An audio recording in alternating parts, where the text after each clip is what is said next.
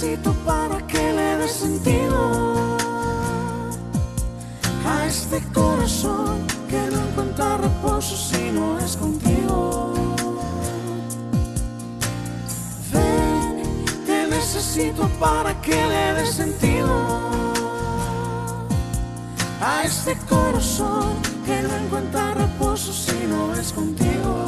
Cantadle con salterio y decacordio, cantadle cántico nuevo, hacedlo bien, tañendo con júbilo, porque recta es la palabra de Yahvé y toda su obra es hecha con fidelidad.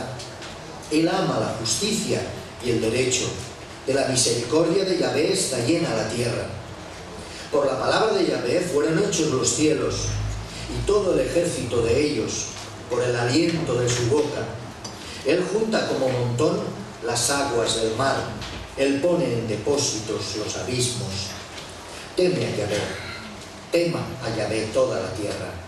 Tiemblen delante de Él todos los habitantes del mundo, porque Él dijo y fue hecho. Él mandó y existió. Yahvé hace nulo el plan de las naciones y frustra las maquinaciones de los pueblos. El plan del Señor permanecerá para siempre, los pensamientos de su corazón por todas las generaciones. Bienaventurada la nación cuyo Dios es el Señor, el pueblo que Él escogió como heredad para sí. Desde los cielos miró Yahvé, vio a todos los hijos de los hombres.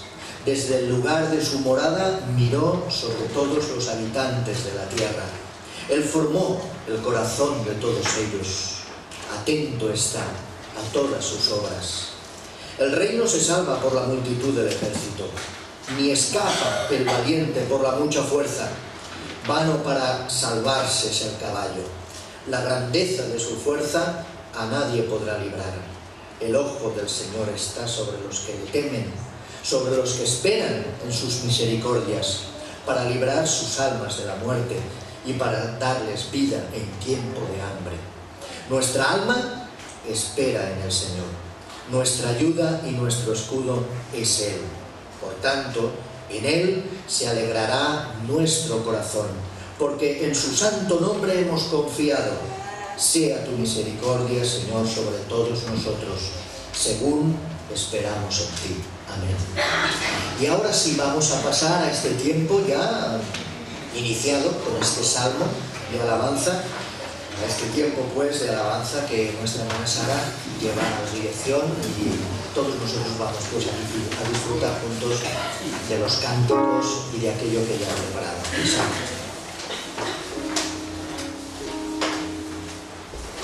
Buenos días. Me gustaría empezar este periodo de alabanza abriendo la palabra de Dios en Filipenses 4, del 6 al 7.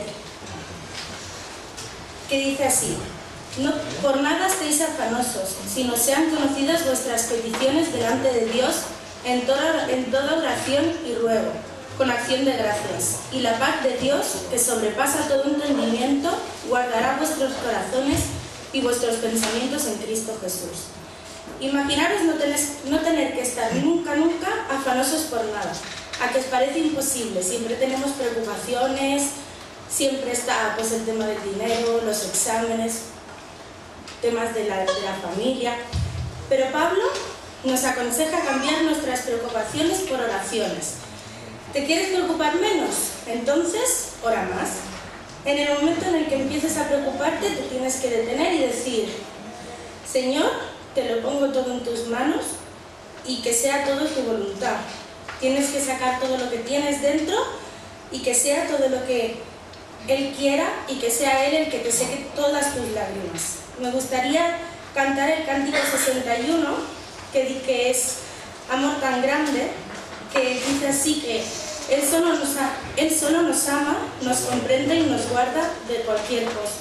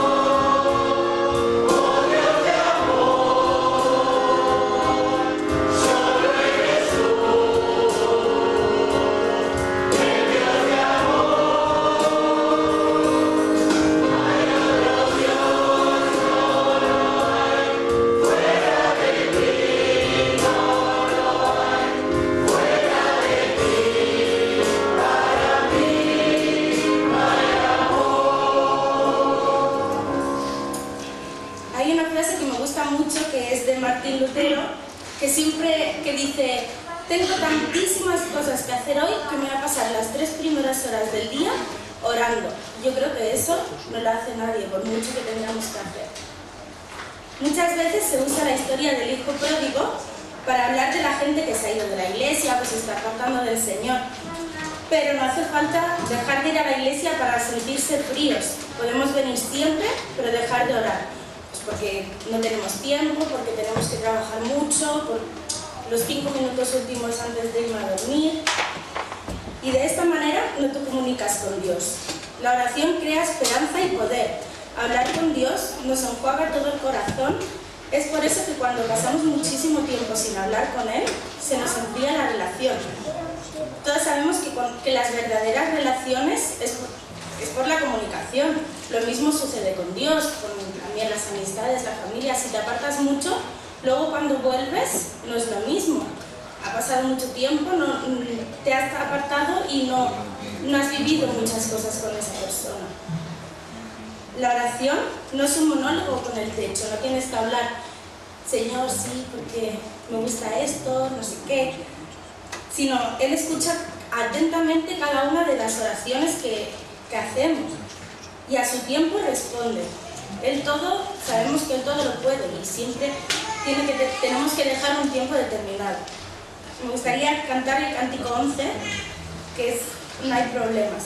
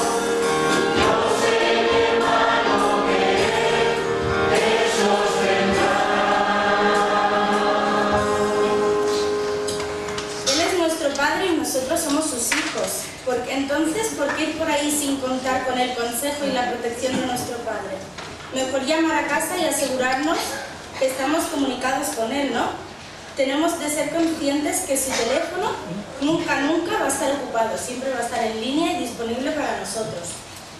Yo siempre me pregunto, y me gustaría que os lo preguntaseis vosotros, ¿cómo está mi vida de oración? ¿Qué voy a hacer para mejorar este momento de comunicación con el Señor? Para finalizar me gustaría cantar el cántico de Tu mirada, que no está en los libros.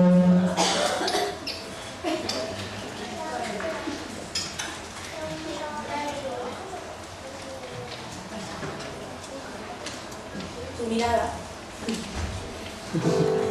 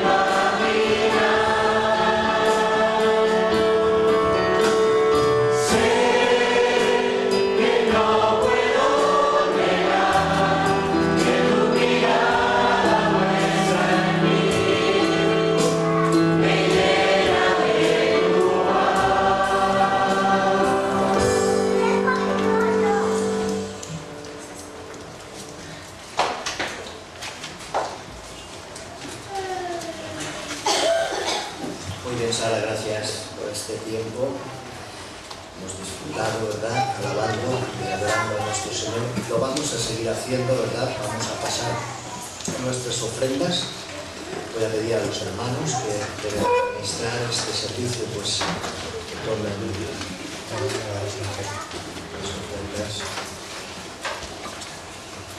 Y vamos a hacer una oración. Rogando al Señor que las bendiga. Voy a pedir a nuestro hermano Moisés que él haga esta oración. Señor y Padre que estás en los cielos, que estás entre nosotros, te alabamos y te bendecimos de todo corazón por todo lo que tú has hecho y haces cada día en nosotros. Es una maravilla, oh Señor, toda la creación que tú has hecho para nuestro disfrute, oh Señor. Te alabamos y te bendecimos en este primer día de la semana por poder acudir a tu casa, oh Señor, para alabar y bendecir tu santo nombre. Y ahora te queremos pedir, oh Señor, que tú bendigas estas ofrendas que hacemos, oh Señor, para la obra de tu reino en este mundo, oh Señor. Te lo pedimos en el nombre de Jesús. Amén. Bien, recordando algunos anuncios, sobre todo en apartados de actividades, que tienen que ver con los niños y adolescentes. Vienen las Olimpiadas Evangélicas, como cada año, ya sabéis que se celebran en Barcelona el sábado 6 de octubre, y por lo tanto, pues hasta los 16 años se puede participar de estas Olimpiadas. Para poder coordinar todo esto tenemos a nuestra hermana Sara, que va a ir coordinando las actividades de horarios y todo esto para los entrenamientos. También tenemos a José Amat, que será un poco el que hará de cabeza de relaciones con los padres y con la logística también un poco de ese día allí. Por lo tanto, este equipo, José Amat y Sara, tendrán esta labor. Ella con los niños y José sobre todo en las relaciones con los adultos y los padres. Recordad que luego del culto, eso sí, hay una reunión arriba con los padres y con los familiares de los niños para ir coordinando todo este tema de trabajo y para ir coordinando pues las participaciones y bueno, todo lo que hay que saber informar, ¿no? Por lo tanto, recordad esta actividad. Después del culto, ¿verdad? Pues tenéis con Sara esta reunión. Y bien, tenemos la parte ahora del mensaje de la palabra del Señor. Tenemos a nuestro hermano Óscar. Él está un tiempo ahora de vacaciones, después de venir de su labor, de su trabajo allí en Francia. Estará pues unas semanas, 2, ¿no, Óscar? Sí, casi 4. Eso está bien, eso está bien. Es un tiempo agradable, entre la familia y entre la iglesia. Y bueno, lo acabamos de recibir, lo acabamos de poner allí, en el púlpito, y nos gozamos de esa disposición también que tiene de servir al Señor y de traer a su iglesia pues esa palabra que el Señor haya puesto en su corazón. El tema es sugerente, ¿verdad? ¿Qué tengo que hacer para conocer la voluntad de Dios para mi vida? Por lo tanto, es un tema que a todos nos gusta y nos apetece saber siempre. Y vamos a dejar que Óscar pues tome este lugar para exponer aquello que el Señor ha puesto en su corazón. Vamos a hacer primero una oración, ¿verdad? Poniendo esto delante del Señor y le daremos paso a Él. Señor, te damos muchas gracias. Una vez más tenemos la fortuna de poder abrir tu palabra, porque es una palabra que es un tesoro y que es de gran riqueza para nuestras vidas. Por eso podemos abrirla, Señor, y además podemos abrirla sin temor a que se agote. Es inagotable. Y además podemos abrirla porque somos conscientes que de ella necesitamos. Tenemos sed de tu palabra, Señor, y deseamos escuchar aquello que tu Espíritu tiene que decirnos. Queremos también, Señor, abrir pues por ello nuestra mente, nuestro corazón para entender, para escuchar, para comprender, pero también para que esa palabra que nos debe provocar a la actividad, a la praxis, al testimonio. Por eso, Señor, bendícela tú, bendícenos todos cuantos tenemos que escuchar, para que pueda ser realmente ese alimento que estamos ahí deseando y esperando. Bendice a Óscar, guíanos en todo, quita toda interferencia de nosotros que pueda alejarnos y ayúdanos a concentrarnos en ello. Te lo pedimos en el nombre de tu Hijo Jesucristo. Amén.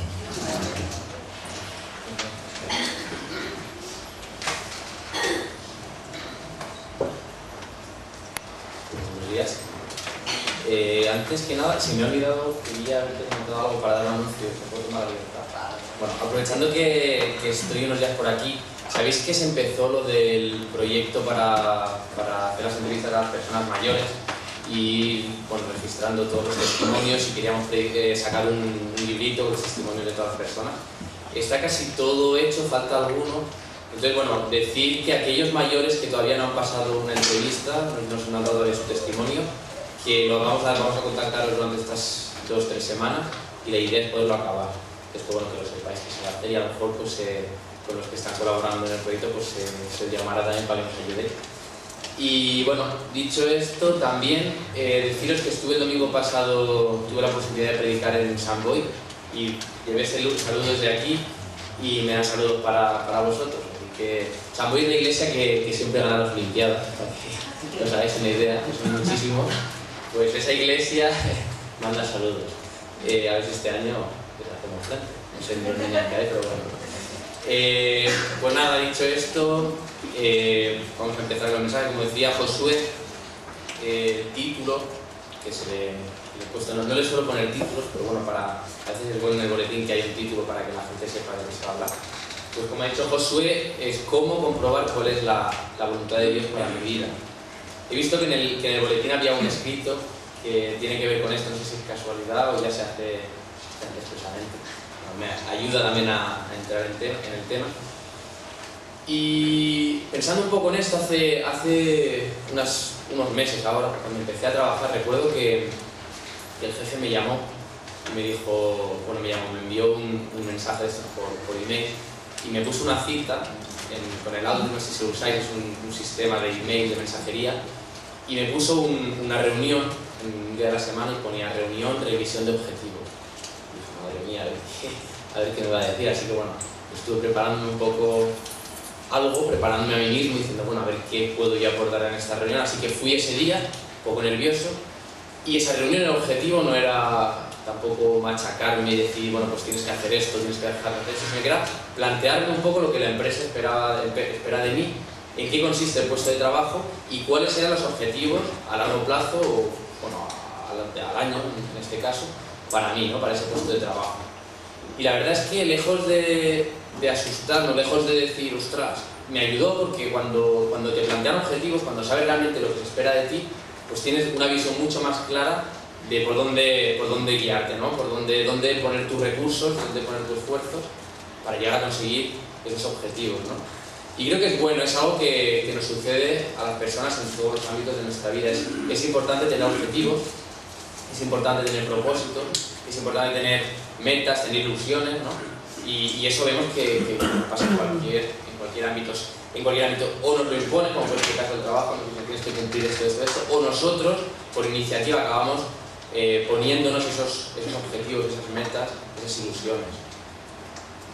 Y claro, cuando existe, como pasa con el mercado, la ley de la oferta y la demanda, cuando existe una demanda, en el ser humano existe una demanda de objetivos, de propósitos, existe una oferta. Y el mundo, la sociedad, nos ofrece diferentes modelos de objetivos, de propósitos, de metas, a las que por nosotros podemos hacer nuestros y luchar por conseguirlos. Por ejemplo, para hacerlo un poco más práctico, alguien puede decir, pues mi objetivo ahora mismo es encontrar una pareja, o mi objetivo es encontrar un trabajo, o mi objetivo es tener una mejora de las condiciones laborales, o mi objetivo es tener un niño, o mi objetivo es, pues mira, ponerme fuerte como está ese, ¿no? También hay gente que pues, es su objetivo, o mi objetivo es llegar a hacer una maratón, no sé, lo que sea. Hay muchos objetivos y no es malo tener objetivos, tener metas, tener propósitos. Ahora bien, como cristianos nos deberíamos preguntar, ¿cuál es el objetivo de Dios para mi vida? No tanto qué objetivos tengo yo para mi vida, sino qué objetivos tiene Dios para mi vida. ¿Qué es lo que espera el jefe? ¿No? Dejar de decirlo así. ¿Qué es lo que el jefe espera de nosotros? Cuando el jefe nos ha puesto en el lugar donde estamos, ¿qué espera de ese puesto de trabajo? ¿Cuáles son los propósitos que tiene, ¿no? Y para saber esto, como decía Josué, debemos saber qué es lo que debemos hacer para comprobar cuál es la voluntad de Dios. Para saber lo que Dios espera de nosotros, lo que Dios quiere hacer con nosotros, la voluntad de Dios en nuestra vida, debemos saber, bueno, cómo puedo hacer para conocerlo, ¿no? Y bueno, sabemos que existen dos tipos de voluntad. Siempre se habla de la voluntad general, aquello que encontramos en la Biblia, que es para todos los hijos de Dios, bueno, para toda la humanidad incluso, pero sabemos que lo que Dios espera de sus hijos lo encontramos en la Biblia, pero luego existe la voluntad particular, la voluntad para cada uno de nosotros, para cada uno de los que hemos creído y hemos aceptado seguir a Dios. Dios tiene un propósito para la vida, un propósito específico que es diferente para ti y es diferente para mí. Entonces, ¿cómo saberlo? Pues bueno, Romanos 12, os invito a que abráis la Biblia. Romanos 12, los versículos 1 y 2 nos dan respuesta a esto, nos dicen qué debemos hacer para comprobar cuál es la voluntad de Dios. Vamos a leerlo. Romanos 12, 1 y 2. Dice, así que, es Pablo quien escribe, dice, así que, hermanos, os ruego por las misericordias de Dios que presentéis vuestros cuerpos en sacrificio vivo, santo, agradable a Dios, que es vuestro culto racional. No os conforméis a este siglo, sino transformaos por medio de la renovación de vuestro entendimiento. ¿Para qué? O sea, ¿para qué todo esto? Dice el versículo 2, para que comprobéis cuál sea la buena voluntad de Dios, agradable y perfecta. Tenemos en este texto lo que debemos hacer para comprobar la voluntad de Dios. Y a veces existe no sé si es algo que ha circulado muchos años y que sigue circulando en el mundo cristiano y se sigue escuchando, que se dice, bueno, si quieres conocer la voluntad de Dios, pídeselo a Dios, ¿no? Ora y Dios te dirá lo que espera de ti y Dios te va a mostrar. Y se escucha de mucho, es que estoy pidiendo al Señor que me muestre su voluntad y no la veo.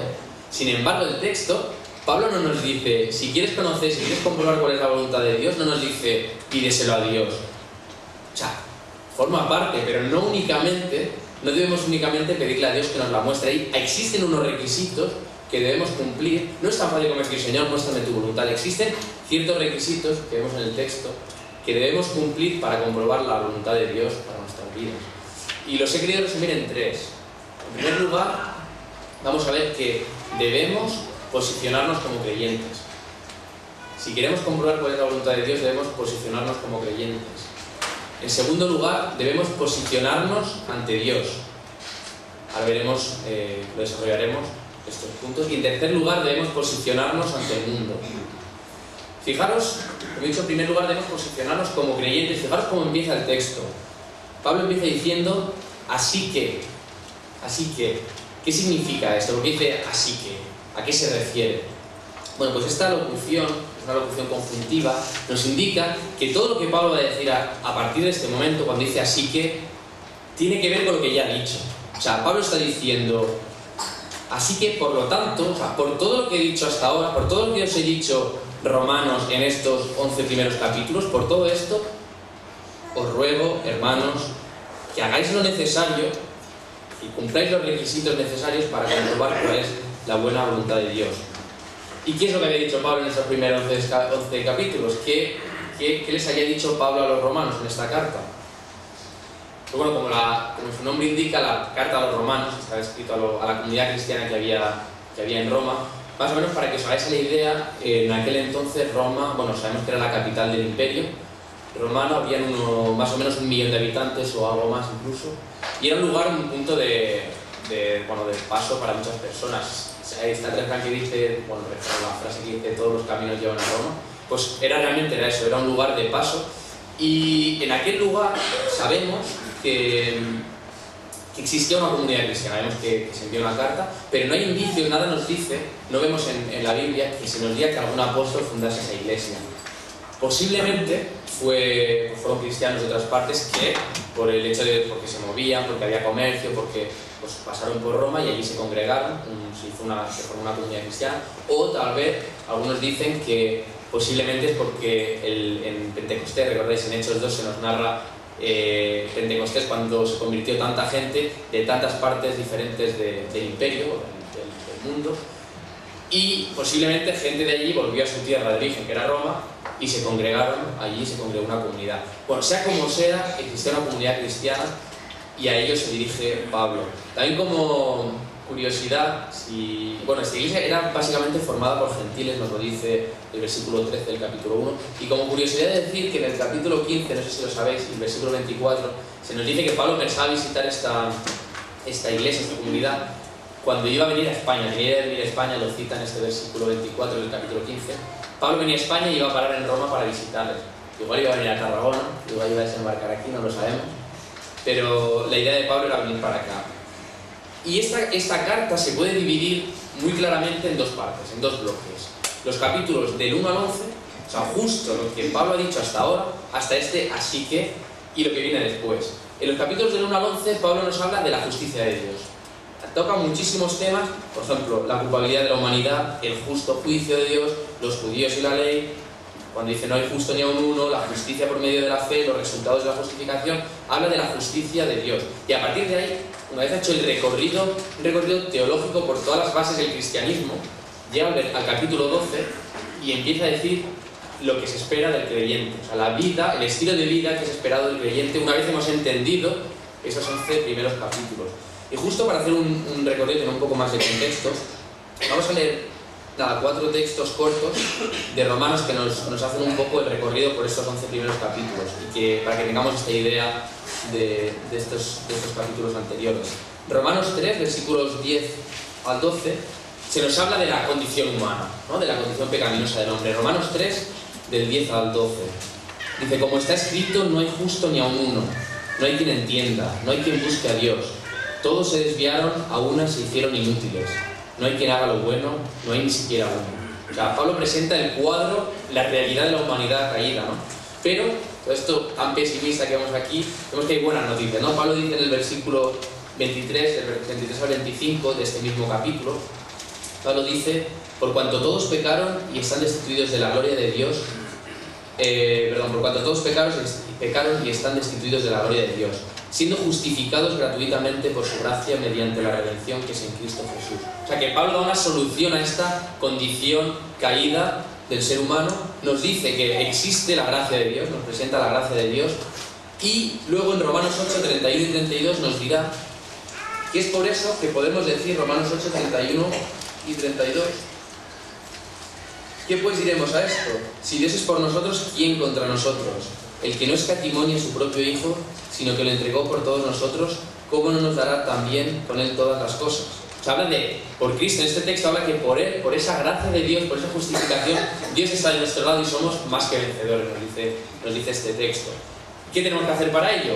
Romanos 10, 9 dice que lo que tenemos que hacer es que si confesásemos con nuestra boca que Jesús es el Señor y creyésemos en nuestro corazón que Dios le levantó de los muertos, entonces seremos salvos, podremos decir que somos más que vencedores, que somos justificados por gracia. O sea que Pablo hace un recorrido perfecto por la teología cristiana y por las bases que todo cristiano deberíamos tener claras. Y es ahí donde llega el capítulo 12 y dice, así que, o sea, porque erais pecadores y Dios nos ha redimido, porque Dios nos hace justos por su gracia a los ojos de Dios, porque somos más que vencedores por Cristo, porque lo único que tenemos que hacer es confesar con nuestra boca que Jesucristo es el Señor para obtener la salvación. Por todo esto os pido, os ruego, dice, os ruego, hermanos, capítulo 12, os ruego, hermanos, os ruego que hagáis lo necesario, que os posicionéis como creyentes, es el primer requisito que decíamos, para que comprobéis cuál es la buena voluntad de Dios. Fijaros, es curioso porque Pablo nos dice, es por eso que no tenéis elección, que Dios os va a mostrar vuestra voluntad y lo queréis o no, ya estáis. O sea, estáis ya en el saco de los cristianos y Dios va a dirigir tu vida. No. Y es que muchas veces se cree, hay corrientes del cristianismo, incluso a lo mejor nosotros lo hemos podido pensar, que poco importa lo que yo haga porque al final Dios no hace la voluntad en mi vida, ¿no? Lo creemos a veces, algunos cristianos lo piensan. Que al final, ¿qué más da si yo intento escaparme? Porque Dios va a hacer lo que Él tiene previsto. Si mi vida ya está escrita, al final, ¿qué más da mis decisiones si Dios va a hacer lo que quiera? Y es cierto que Dios puede hacerlo, porque tenemos ejemplos en la Biblia, por ejemplo, Jonás. Recordáis que Jonás intentó escapar la voluntad de Dios. Dios le dice, ves a Nínive, y Jonás dice, yo, y se fue para otro lado. ¿Y qué hizo? ¿Dónde acabó Jonás? Nínive. pasó por el pez, recordáis los 3 días, bueno, pues Jonás no pudo escapar a la voluntad de Dios, pero no siempre es así. Dios puede hacerlo, evidentemente que puede, pero no siempre es así. Tenemos el ejemplo del pueblo de Israel, 40 años en el desierto. ¿Por qué? Por no buscar la voluntad de Dios, por desobedecerle. O sea que Dios puede forzarnos a hacer lo que Él espera de nosotros, hacer su voluntad, pero Dios nos da libertad, y es por eso que Pablo aquí dice: os ruego que hagáis lo necesario y que os posicionéis, que queráis buscar la voluntad de Dios, porque si no, posiblemente estemos viviendo vidas que están alejadas de lo que Dios espera que sea nuestra vida. Tal vez estemos ocupando nuestro tiempo en cosas que pueden ser incluso buenas, no tienen por qué ser malas, pero están lejos de ser lo que Dios tiene pensado para nosotros. Es como, me viene a la mente el ejemplo de, pues es un ejemplo muy un poco estúpido, pero de una tostadora, ¿no? Una tostadora es para tostar pan.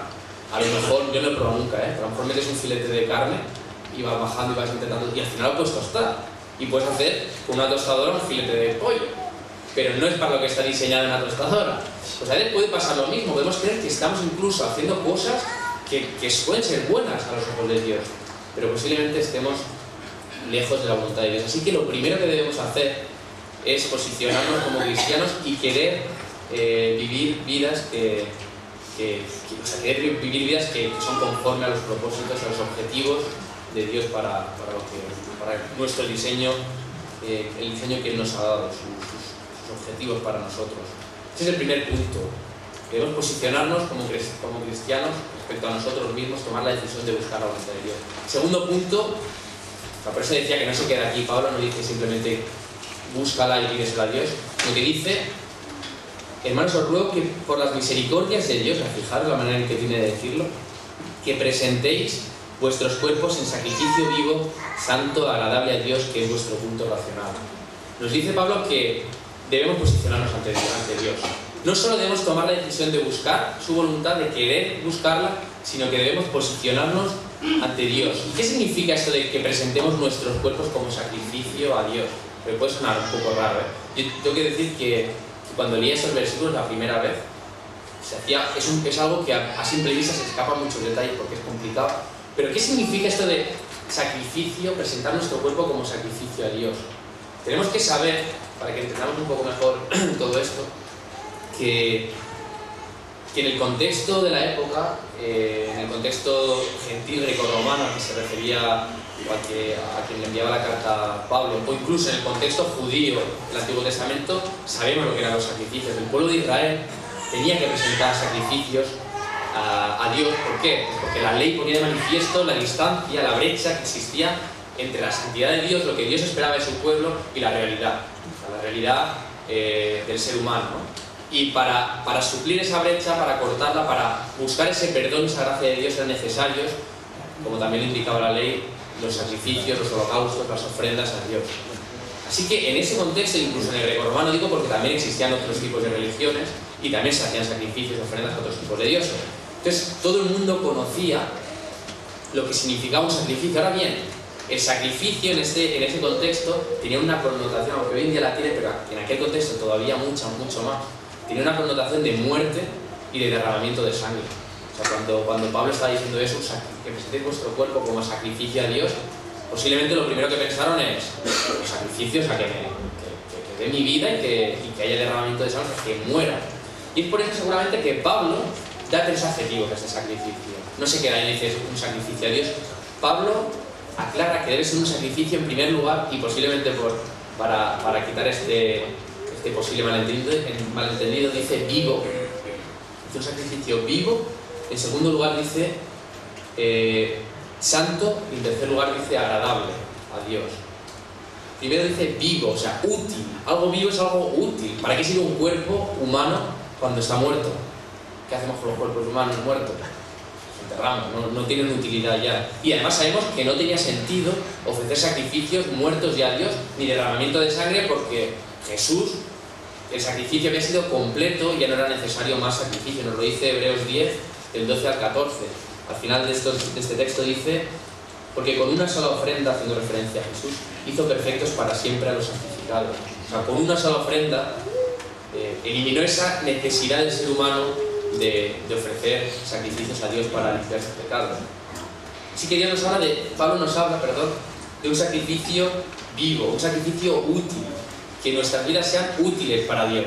Y eso me recordaba un poco a la historia de Abraham y Isaac, ¿recordáis? Que Dios le pide a Abraham que sacrifique a su hijo. ¿Y qué hace Abraham? Coge a su hijo Isaac, le obedece y lo pone ahí para sacrificarlo literalmente. Y Dios al final le para los pies a Abraham y le dice, bueno, has visto que me has obedecido, y simplemente había sido una prueba para Abraham, ¿no? Y vemos como ese sacrificio que Abraham había hecho, Dios lo coge, lo toma y en lugar de usarlo para muerte, lo usa para vida. A través de Abraham y de Isaac, del sacrificio, vemos que Dios da descendencia, y Jesús, si leemos Mateo capítulo 1, vemos que Jesús es descendiente directo de Isaac. O sea, usa a Isaac, alguien que debía ser, o podía haber sido un sacrificio muerto, lo usa para vida. Y eso es lo que Dios espera de nosotros. Cuando dice sacrificio, se está refiriendo a entrega, a entregarnos para ser útiles para el Señor. Que Él haga lo que quiera con nosotros, y eso tiene mucho sentido con lo que hablamos, comprobar la buena voluntad de Dios, la voluntad de Dios. ¿Cómo comprobarla? ¿Qué mejor manera de decirle, toma mi cuerpo, toma mi vida, y haz tú y llévame por donde tú quieras, úsala, y Dios nos mostrará qué es lo que Él espera de nosotros. Así que nuestro sacrificio, nuestra entrega a Dios, nuestra posición ante Dios debe ser de entrega viva, de entrega útil, que seamos útiles para Dios. En segundo lugar, nos habla de un sacrificio santo. ¿Y qué significa santo? Pues, es una palabra que se saca de contexto muchas veces. El santo es sin pecado, que vive en otra esfera, que... No, santo significa apartado para Dios, con todo lo que conlleva, evidentemente. Santo es estar apartado para Dios, vivir vidas apartadas para Dios, conlleva detrás el buscar, el obedecer su palabra, sus mandamientos, y el buscar, no buscar pecar, evidentemente. Así que Pablo, cuando nos dice esto en este texto, se está refiriendo a vivir vidas apartadas para Dios. Fijaros que esto, aunque nos lo dice como requisito para conocer la voluntad de Dios, la Biblia nos dice que es un mandamiento. Aquí no nos escapamos nadie.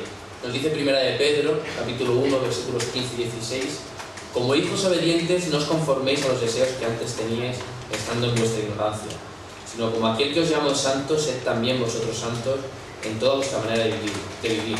Porque escrito está, sed santos porque yo soy santo. Así que es un mandamiento que tenemos como hijos de Dios. Y fijaros que hay dos connotaciones en esta palabra. Por un lado, hemos dicho que es apartado para Dios, pero tiene una connotación de exclusividad. No se puede ser santo, no se puede vivir vidas apartadas para Dios y a la vez apartadas para otra cosa. No se puede compartir. O sea, aquí hemos visto que hay que ser útil para el Señor, pero no basta con caer en la utilidad de decir, bueno, yo lo que haga falta, también en la iglesia, vengo el domingo, si hay que hacer esto, si hay que llevar esto o predicar o llevar la alabanza, lo que sea.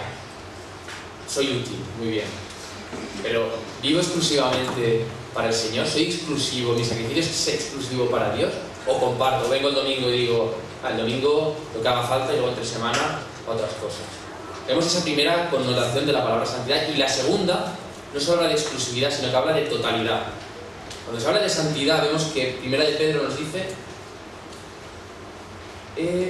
en toda vuestra manera de vivir, en toda. No dice en lo que se os llama fácil o en según qué áreas, no, dice en toda. No hay elección, no se puede decir, mira, en esto sí, pero en estas áreas ya soy yo quien, esto lo aparto para Dios, pero esto no. La palabra santo indica exclusividad y totalidad. Y vemos, y eso es algo que nos debería dar temor al creyente, vemos que Dios ama al pecador, como lo dice la palabra, Dios aborrece el pecado, pero ama al pecador, y es por amor por lo que murió por nosotros, y nos ama de manera incondicional, lo sabemos, pero Dios también dice que una vez que hemos entendido todo esto, una vez que hemos entendido los 11 primeros capítulos de Romanos, Dios nos dice que si no sabemos posicionarnos, si no sabemos realmente decir me aparto para el Señor, si no sabemos vivir vidas consecuentes con lo que hemos creído, si somos ni fríos ni calientes, como dice la palabra, ¿qué dice Dios? ¿Qué dice Dios de estas personas? Dios ama al pecador, pero Dios dice de este tipo de personas, como le decía en Apocalipsis, en sus cartas a las iglesias, yo conozco tus obras, que ni eres frío ni caliente, y habla a los cristianos. Ojalá fueses frío o caliente, pero cuando eres tibio y no frío ni caliente, te vomitaré de mi boca. Ojo, dice Dios, si no te sabes posicionar, si no eres frío, si quieres ser frío, pero si no eres frío ni caliente, si vives entre dos aguas, si no eres capaz de vivir una vida consecuente, si simplemente vienes y dices sí, al domingo sirvo, tal, pero luego entre semana hacemos lo que nos da la gana, Dios nos dice que nos va a vomitar de su boca. Ojo, ojo. O sea, que vemos que no basta con ser útiles, no basta con ser activos para Dios, sino que hay que ser santos, un sacrificio santo. En tercer lugar, nos dice que debemos posicionarnos a Dios, debemos entregarnos a Él como un sacrificio agradable. ¿Qué significa agradable? Bueno, agradable que agrada, ¿no? Que gusta. Algo agradable, por ejemplo, cuando se habla del olor, y en la Biblia se hace mucha referencia a eso, se habla de que es de olor fragante, ¿no? La Biblia nos habla también de los sacrificios que se hacían cuando la ley nos dice en Levítico cómo debían de ser. Nos dice hasta 15 veces Levítico que los sacrificios deben ser de olor fragante a Dios. Y lo que no es de olor fragante, ¿qué es? El contrario, ¿qué es? Huele mal, que apesta. Así que nuestro sacrificio, nuestra vida, debe ser de olor fragante.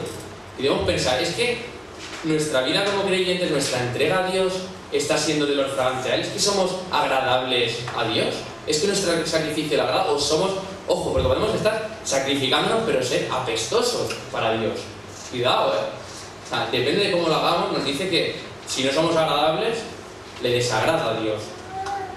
Entonces, ¿cómo saber si estoy siendo de olor fragante para Dios? ¿Cómo saber si mi sacrificio a Dios está siendo de olor fragante, le agrada a Él? Bueno, el mayor ejemplo lo tenemos en Jesús. Nos dice Efesios 5, versículo 2. Dice, y andad en amor, como también Cristo nos amó y se entregó, esa es la palabra clave, se entregó a sí mismo por nosotros, ofrenda y sacrificio a Dios en olor fragante. Vemos como Jesús es el ejemplo de ofrenda de sacrificio en olor fragante a Dios. Y vemos que, ¿por qué fue de olor fragante? Porque dice que se entregó. ¿Y qué significa? Cuando se entregó Jesús, ¿qué hizo? Se hizo obediente a Dios. Y esa es la clave, la obediencia a Dios. Para ser de olor fragante a Dios debemos obedecerle. No sirve con decir, bueno, hago cosas, caigo en el activismo, sino que nuestra vida en todas las áreas debe ser consecuente y debe haber obediencia para que Dios le agrade lo que hacemos, le agrade lo que hay detrás, le agrade que yo esté aquí ahora mismo predicando, porque si mi vida no es consecuente, no soy agradable para Dios.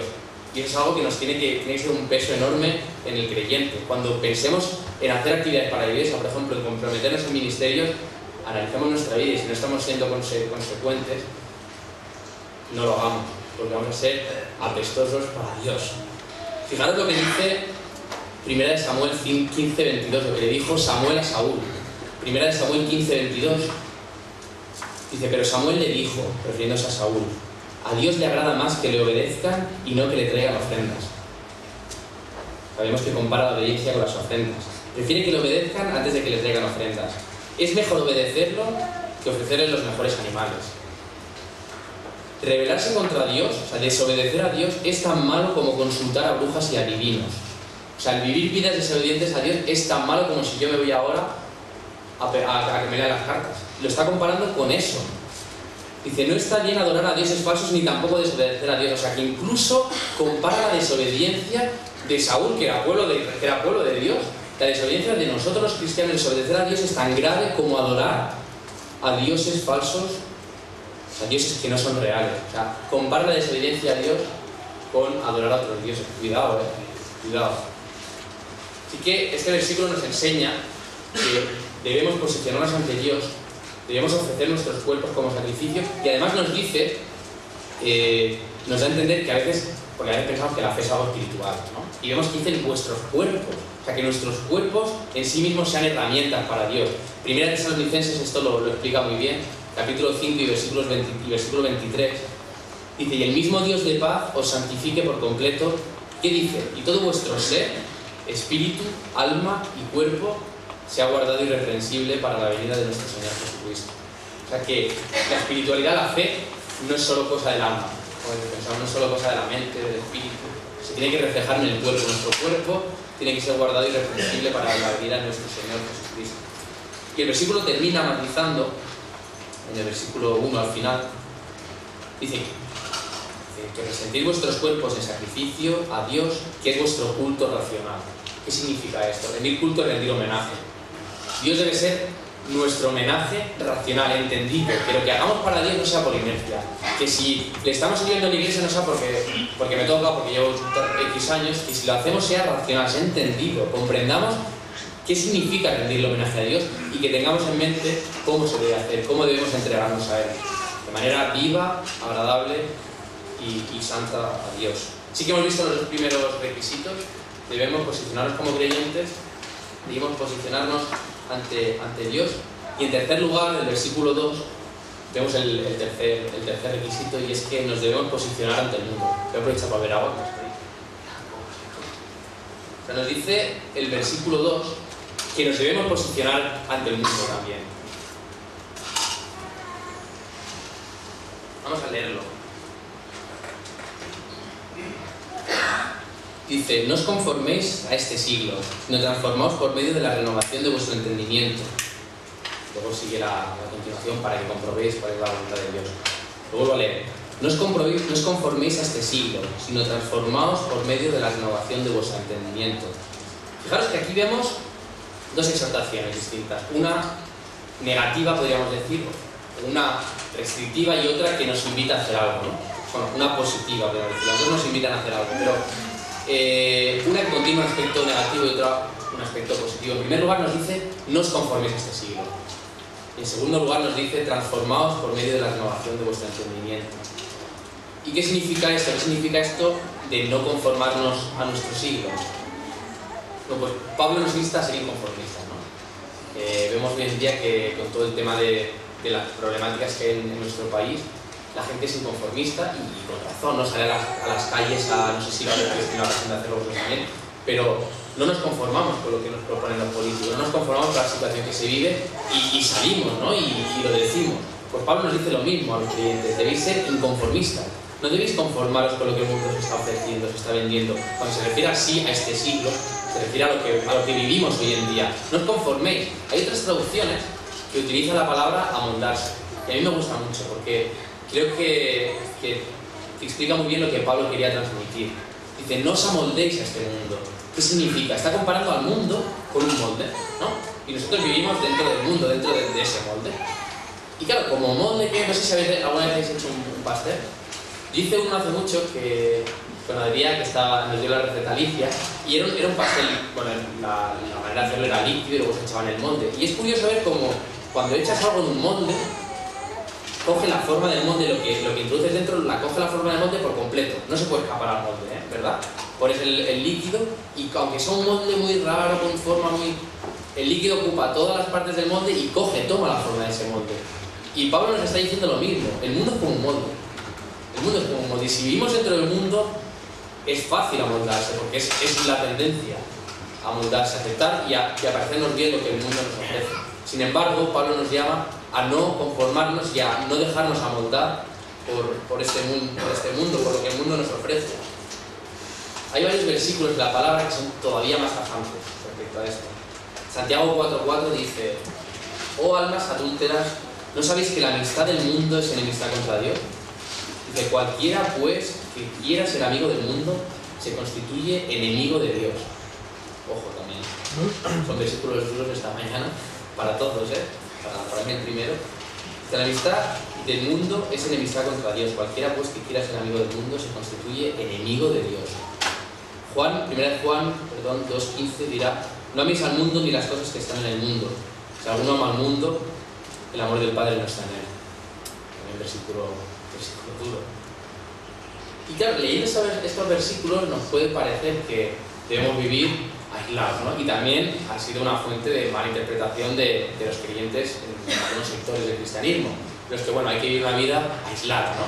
Pero Pablo no nos dice saliros del molde, no nos dice meteros en una burbuja y aislaros del molde. No, dice: no os amoldéis. Sabe que vivimos en el mundo, sabe que estamos dentro del molde, sabe que estamos en el mundo, pero dice: no os amoldéis. Y el problema no está en lo que el mundo ofrece, porque hay cosas que vemos en el mundo y que son buenas. El trabajo, por ejemplo, la palabra nos dice que es bueno, que no es algo malo. Hay cosas que el mundo también propone, cosas buenas, no podemos decir que todo es malo. El problema está en lo que está en el mundo y no proviene de Dios. Ahí está el problema. Primera de Juan, en ese versículo que hemos leído, el versículo 15 del capítulo 2, nos decía eso, que ama al mundo, el amor del Padre no está en él. ¿Por qué? el versículo siguiente, el 16, hecho a propósito de no leerlo seguido, nos dice: porque todo lo que hay en el mundo, todas estas cosas, los deseos de la carne, los deseos de los ojos y la vanagloria de la vida, no proviene del Padre, sino del mundo. El problema está en todo lo que el mundo nos ofrece y no proviene de Dios. Y ahí tenemos que ser críticos, ahí tenemos que buscar no dejarnos amoldar, no dejarnos dar forma por este siglo que dice Pablo, por lo que el mundo nos ofrece. Entonces, ¿cómo hacer esto? ¿Cómo luchar contra algo que físicamente no es posible? Porque no amoldarse físicamente es imposible. Bueno, el versículo 2 sigue diciendo: si no, transformaos por medio de la renovación de vuestro entendimiento. Debemos transformarnos por medio de la renovación de nuestro entendimiento. Y esto, yo no sé si es más difícil, no amoldarse o transformarse. Porque si es difícil no coger la forma de un molde, todavía es más difícil una vez coger la forma de un pastel, una vez ya está en el molde y ya está sólido y ya coge la forma, cambiarle de forma y no sé quién puede. Yo creo que no se puede, ¿no? O sea, ¿cómo cambias la forma a algo que está y ya está? Es todavía más difícil llegar a cambiar la forma. Así que, si no soy capaz, si no puedo cambiar mi forma de pensar, si el mundo ya me ha dado forma, en ciertas cosas ya estoy amoldado al mundo, ¿cómo hacerlo? ¿Qué puedo hacer? ¿Cómo transformar y cómo llegar a renovar mi entendimiento, a cambiar mi forma de pensar? Santiago 4, también es la continuación del versículo que leía antes, del otro versículo. Los versículos del 5 al 7 nos dan la clave. Cómo hacer para cambiar la forma, para cambiar nuestra manera de pensar. Nos dice: ¿o pensáis que la Escritura dice en vano, el Espíritu que Él ha hecho morar en nosotros nos anhela celosamente? Pero Él da mayor gracia. Por esto dice: Dios resiste a los soberbios y da gracia a los humildes. Y aquí la parte más importante, o que da respuesta a esta pregunta: someteos pues a Dios, resistir al diablo y huirá de vosotros. La clave para que podamos cambiar nuestra forma, para que Dios pueda cambiar nuestra manera de pensar, porque al final es Él quien tiene que transformarla, no somos nosotros por nosotros mismos, no podemos, es el sometimiento, es la humildad. Nos dice: someteos pues a Dios y resistir al diablo. La obediencia a Dios es también resistencia al diablo, y dice: y huirá de vosotros. Que al final es eso, quien está detrás de amoldarnos es el diablo, el mundo, o sea, quien nos intenta cambiar, que aceptemos cosas que la palabra dice claramente que es pecado, y que al final está el diablo detrás de todo esto. Así que debemos ser capaces de someternos, nos dice la palabra, y de ser humildes, como Jesús hizo, humildes. ¿Qué mayor ejemplo tenemos? Aquel que era capaz, que era Dios mismo, se sometió y se entregó, se hizo obediente hasta la muerte a Dios y se sometió a Dios. Así que para nosotros debemos hacer lo mismo, ser capaces de someternos a Dios, de ser humildes y dejar que Él nos molde. Es como el ejemplo, me gusta mucho del alfarero, ¿no? Hoy se le compara con un alfarero. El alfarero es el que es capaz de coger el barro y darle forma. Pues es lo mismo. Si nos salimos de las manos, tenemos la opción de estar entre las manos del alfarero o de estar entre la presión del molde, ¿no? Y podemos, Dios nos propone la posibilidad de estar viviendo en el molde, pero estar entre sus manos y que Él nos vaya dando forma. Y es a lo que estamos llamados, a vivir entre las manos de Dios. Y algo muy curioso, que siempre me llama la atención, es que la Biblia nos habla del someternos a Dios, del entregarnos, del rendirnos, ¿no? Del doblegarnos. Y es curioso porque todas estas palabras tienen una connotación bélica. Y es como si la guerra la luchásemos contra Dios. O sea, parece que estamos luchando contra Dios y al final digo: me someto a Dios, ya no puedo más, no puedo luchar más contra Dios. Y es real, a veces nos pasa esto, ¿no? En lugar de librar una batalla contra el mundo, libramos una batalla contra Dios. O sea, no somos capaces de humillarnos y de someternos a Dios, y entonces el mundo por detrás nos va a ir moldeando. O sea, lo primero que debemos hacer antes de buscar luchar contra lo que nos ofrece el mundo, debemos someternos a Dios, debemos dejar de librar una batalla con Dios, que a veces nos pasa. Somos creyentes pero seguimos batallando con Dios y debemos pensar que Dios está de nuestra parte. Así que ya para resumir, cito los 3 puntos para que nos quedemos con eso. Si queremos comprobar cuál es la voluntad de Dios, lo primero, debemos posicionarnos como creyentes respecto a nosotros mismos, pensémoslo, decidamos buscar la voluntad de Dios. En segundo lugar, nos debemos posicionar ante Dios, debemos vivir vidas de entrega que sean un sacrificio vivo, santo y agradable a Dios, que le guste, que olamos bien para Dios. Y en tercer lugar, debemos posicionarnos ante el mundo. No nos debemos dejar moldear, no nos debemos dejar dar forma por el mundo, y debemos dejar que sea Dios quien nos vaya dando forma y nos vaya cambiando aquellas cosas que ya están en nosotros y que hemos tomado, ¿no? Que deben ser cambiadas. Y Dios nos dice que es así, termina el versículo 2 diciendo, como comprobaremos cuál es la buena voluntad de Dios, que además es buena, es agradable y es perfecta, dice. Así comprobaréis cuál sea la buena voluntad de Dios, agradable y perfecta. O sea, no solo es buena para Dios y buena para nosotros, sino que es agradable, a Dios le va a agradar y a nosotros nos va a agradar, porque es su voluntad, y además es perfecta. O sea, es lo mejor, la voluntad de Dios, el diseño de Dios nos ha diseñado, Él sabe mejor que nadie para qué, es perfecto. Cualquier otra voluntad, cualquier otro objetivo que nos podamos marcar en la vida, no será tan perfecto jamás como el objetivo con el que Dios nos ha diseñado. Así que tengamos esto en mente, que Dios nos ayude a sabernos humillar y someter y saber reconocer pues, que somos pecadores, que le fallamos, que nos dejamos moldear por el mundo muy fácilmente y que seamos críticos, que seamos inconformistas y que nos pongamos entre las manos de Dios, que es el alfarero que es capaz de darnos forma.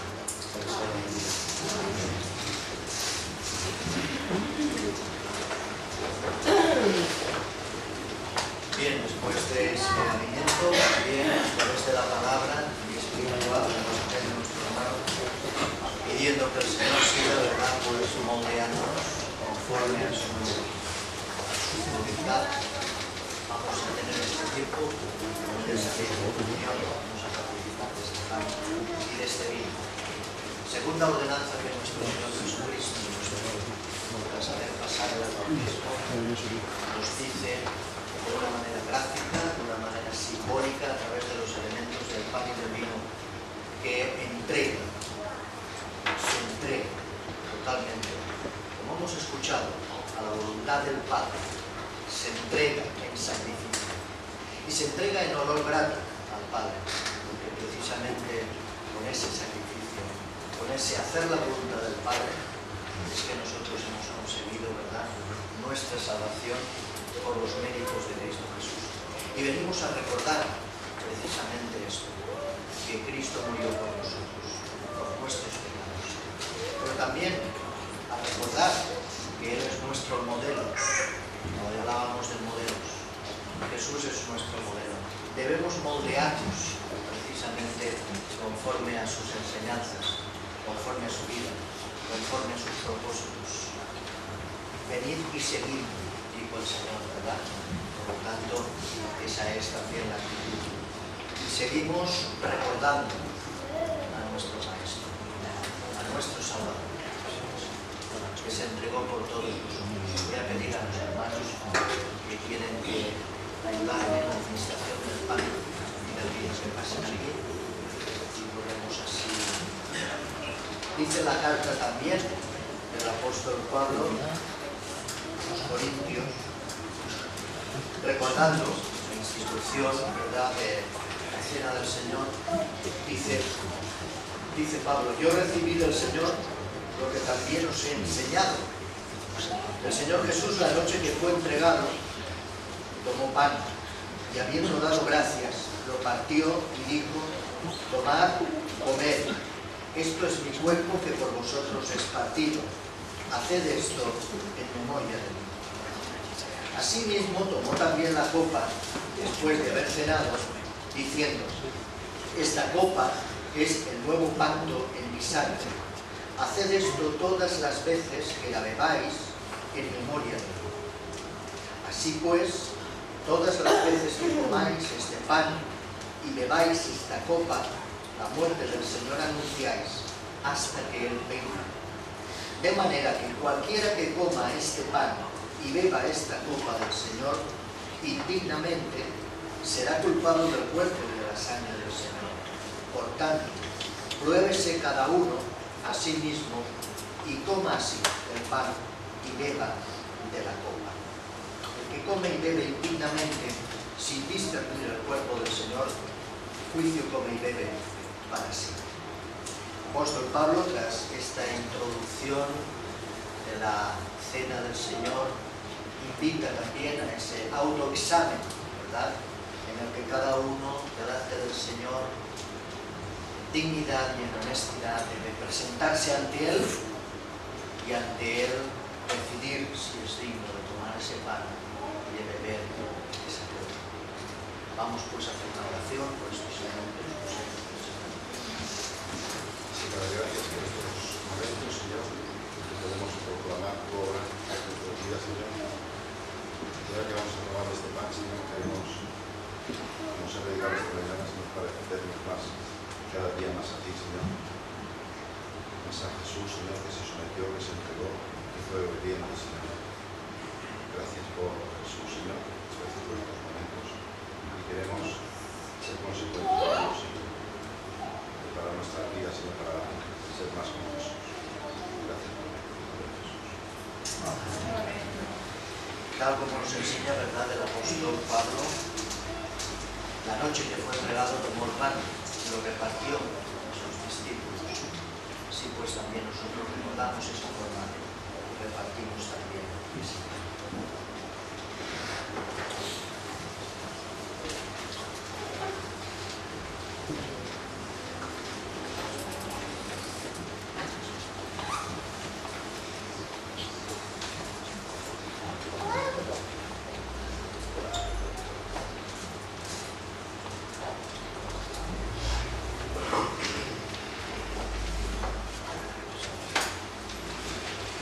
Entonces vi un cielo nuevo y una tierra nueva, porque el primer cielo y la primera tierra habían pasado, y el mar ya no existía más. Y yo, Juan, vi la santa ciudad, la nueva Jerusalén, descender del cielo, de parte de Dios, ataviada como una esposa, hermoseada para su esposo. Y oí una gran voz del cielo que decía: el tabernáculo de Dios está ahora con los hombres.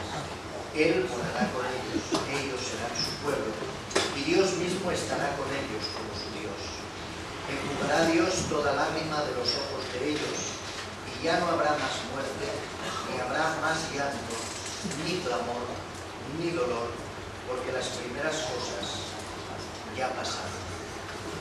Esta es la esperanza también gloriosa que tenemos en virtud de Cristo Jesús. Esa esperanza de gloria, de vida eterna, esa esperanza de poder estar un día en la presencia de nuestro Señor, esa esperanza que nos lleva a vislumbrar que ya no habrá llanto, que ya no habrá lágrimas, que ya no habrá dolor, sino una paz eterna, una justicia por siempre.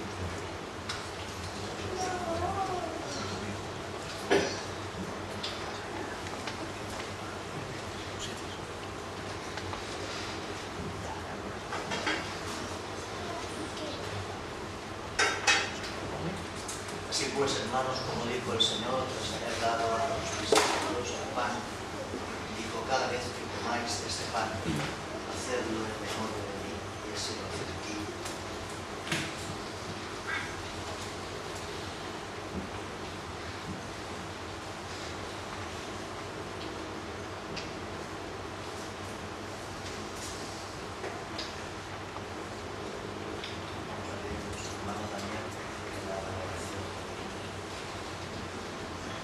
Padre, muchas gracias, Señor, por estos momentos que podemos compartir en comunidad y esta Santa Cena, Señor. Gracias, Señor, por la sangre que representa este sacrificio vivo para nosotros. Señor, queremos pedirte que esta misma sangre a cada uno de nosotros nos cubra de todo mal, nos limpie permanentemente y sea el elemento vivificador para nuestras vidas. Gracias, Señor, nuevamente por este sacrificio, porque reconocemos que tú lo has dado con tanto amor para cada uno de nosotros sin merecer ninguna gota. Gracias, Señor, por eso. Lo agradecemos en el bendito y sagrado nombre de nuestro Dios Jesucristo. Amén. Así también el Señor, después de haber pasado el pan, pasó la copa a sus discípulos, y también les dijo que esto era el símbolo de una nueva alianza a través de la gracia de Dios, a través de su amor, ya que derramaba su sangre voluntariamente por la humanidad, por aquellos que creyeran en Él.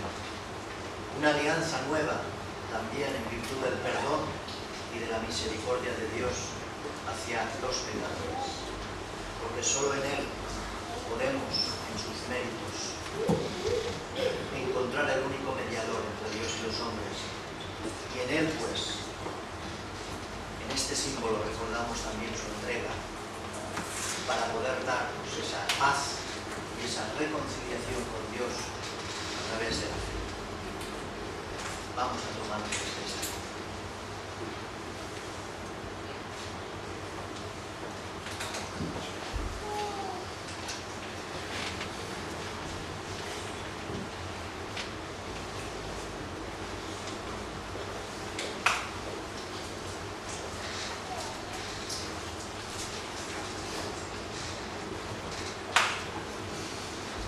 El que estaba sentado en el trono dijo: yo hago nuevas todas las cosas. Y me dijo: escribe, porque estas palabras son fieles y verdaderas. Y me dijo: hecho está. Yo soy el alfa y la omega, el principio y el fin. Al que tiene sed, le daré gratuitamente de la fuente del agua de vida. El vencedor heredará todas las cosas, y yo seré su Dios, y él será mi hijo.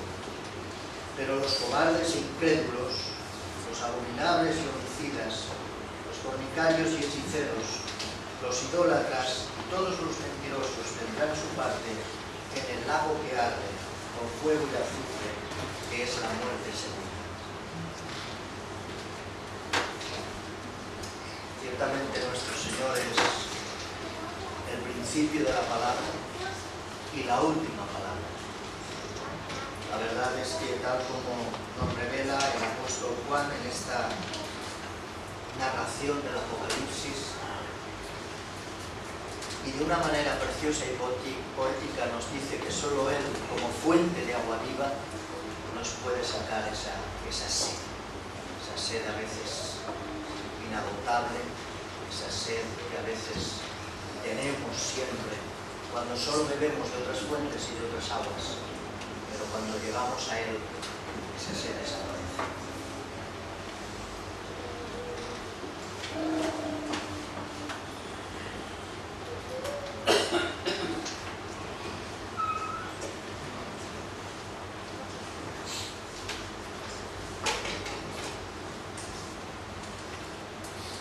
Tal como nos enseña precisamente el Santo Cordero, que por su llamamiento nos ha invitado a su mesa. Y estamos en esa mesa, invitados aquellos que gracias a Él hemos experimentado esa salvación, esperando y deseando el día también, ¿verdad?, las bodas del Cordero, ese banquete final. Pero mientras tanto, esta es una primicia de lo que nos espera. Tomamos pues esta copa, tomamos pues este vino en memoria de nuestro Señor Jesús.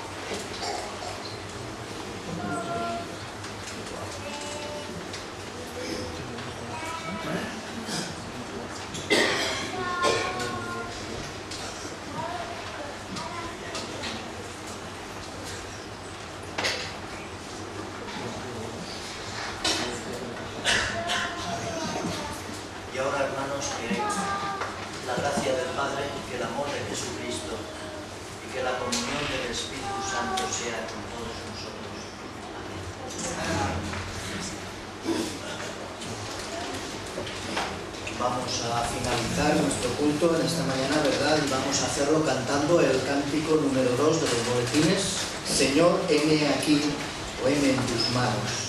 Dirige. Vamos pues, con este deseo, ponernos en las manos del Señor, ponernos en pie, y luego pediremos a nuestro pastor Samuel que haga la oración final.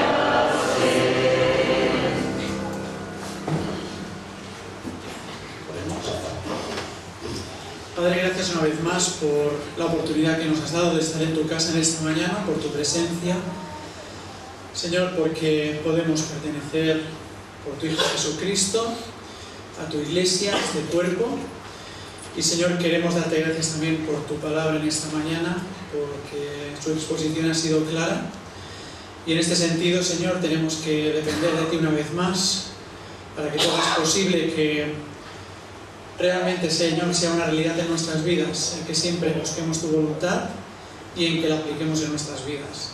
Señor, ante todo queremos que sigas moldeándonos tú, que sigas transformando nuestra manera de pensar, para que luego nuestra manera de obrar sea conforme a tu palabra.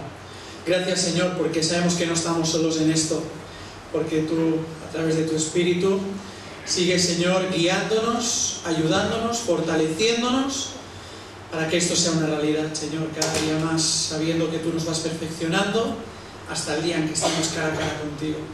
Gracias una vez más, Señor, por esta oportunidad, y, Señor, pedimos que tú nos ayudes, nos bendigas en esta semana que hoy hemos empezado, para, Señor, seguir también transmitiendo esas buenas nuevas a otras personas que todavía no tienen un encuentro contigo. En el nombre del Señor Jesús. Amén.